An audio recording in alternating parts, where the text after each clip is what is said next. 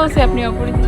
না অপরিচিত না, আমি তো শুধুমাত্র ক্যামেরাম্যান, আমারে তো কেউ দেখে না। না না, তো ভয়েস দিলে কি সেটা তো হয়েছে? কখনো ক্যামেরাম্যান বলাও হয় না। আচ্ছা। আমাদের এখানে ম্যাক্সিমাম আসা হয়, তবে এভাবে লং ভিডিও করা হয় না কখনো। তার জন্য চিন্তা করলাম যে আমরা একটা লং ভিডিও করে তারপরে আমাদের পেজে আপলোড দিয়ে দিলে সবাই দেখতে পারবে। আমাদের এই জায়গাটি হলো মঠবাড়িয়া তুষখালী হরিণতলা ইকো পার্ক। এই পার্কে আছে অনেক সুন্দর সুন্দর জায়গা, দেখার মতন জায়গা। এখানে আছে ছোটদের বড়দের সব ধরনের রাইড, সবাই মজা করতে পারবেন। এক কথায় আপনাদের অল ফ্যামিলি নিয়ে ঘুরতে পারবেন। এখানে নাই কোনো ঝামেলা, নাই কোনো বাজে ছেলেদের আড্ডা, নাই কোনো ভয়। এই পার্কটি হলো নির্ভয়ে ঘুরতে পারবেন ফ্যামিলি নিয়ে। আমার দেখা চোখে আমি বরিশাল গেছি, তারপরে ঢাকাতে গেছি, খুলনাতে গেছি। এই শহর এলাকায় যে সমস্ত পার্ক রয়েছে সেখানে কিছু না কিছু সিনারি দেখা যায়। আপনারা অবশ্যই দেখছেন সেই পার্কের অবস্থা, যেখানে কিনা ফ্যামিলি নিয়ে গেলে মানিজ্জাত সহকারে ফেরাটা দুষ্কর হয়ে পড়ে।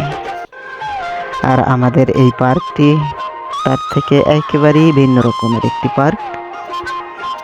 এই পার্কে আসলে আপনি দেখতে পারবেন বেশিরভাগই ফুল, তারপরে আছে যে আপনার এই মাছের যে সিনারিগুলো দেখতে পাচ্ছেন, তারপরে আরও অনেক আছে, বাঘ, ভালুক।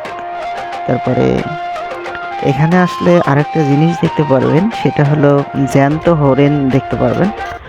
আমরা সেখানে যাইতে একটু সময় লাগবে, তার জন্য সেই জ্যান্ত হরিণটি দেখাইতে পারতেছি না। পরে অন্য কোনো এক ভিডিওতে আপনাদেরকে দেখাবো সেই জ্যান্ত হরিণ। সবার উদ্দেশ্যে একটাই কথা, প্রত্যেকটা ভিডিওতে বলে থাকি, আপনাদের যদি ফ্রি টাইম হয় অবশ্যই ঘুরতে যাবেন। ঘুরতে গেলে মাইন্ড ভালো হয়। আর পরিবারকে সময় দিবেন।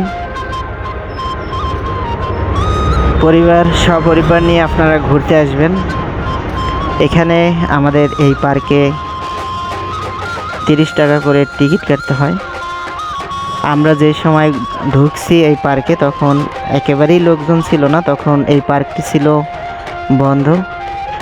যে কোনো একটা কারণে বন্ধ ছিল এই পার্কটি।